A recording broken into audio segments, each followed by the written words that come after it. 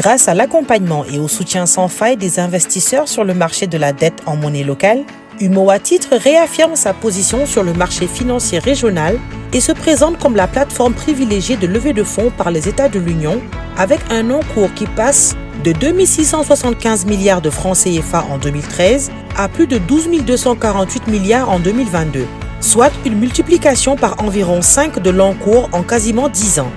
Dans le cadre du financement de leur déficit budgétaire, les États de la zone UMOA ont sollicité les investisseurs à travers le marché des titres publics émis par adjudication. Ce sont exactement 5 254,66 milliards de francs CFA qui ont été levés par voie d'adjudication par les États de la zone UMOA au titre de l'exercice 2022. Les émissions par adjudication effectuées par les États sur le MTP ont enregistré un taux de couverture de l'ordre de 168,28% sur la période de référence, ce qui témoigne toujours de l'intérêt des investisseurs pour les titres souverains et de leur volonté d'accompagner les États de l'Union.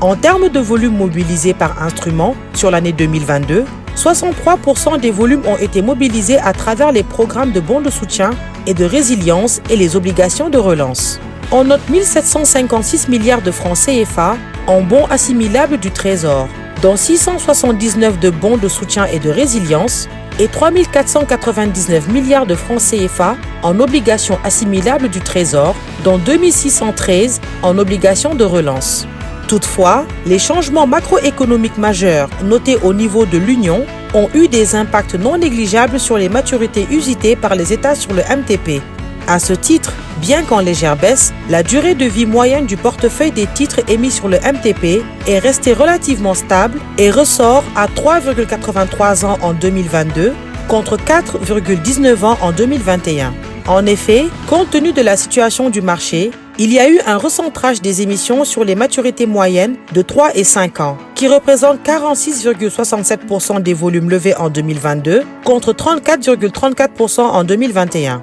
Quant à la proportion des titres de maturité longue, c'est-à-dire 7 ans et plus, dans les volumes levés en 2022, elle représente environ 20% contre 29% en 2021, avec un niveau de couverture globale de 166% sur cette catégorie de titres contre 312% l'année passée. Quelques opérations de reprofilage ont marqué l'année 2022 dans la même veine. Il s'agit du reprofilage de la dette des deux États dans le cadre de la politique de gestion active de la dette des États de l'Union à travers 4 opérations d'échange pour un volume total de 276,2 milliards de francs CFA, 136,35 milliards pour l'État de Côte d'Ivoire, 112,85 milliards pour l'État du Sénégal.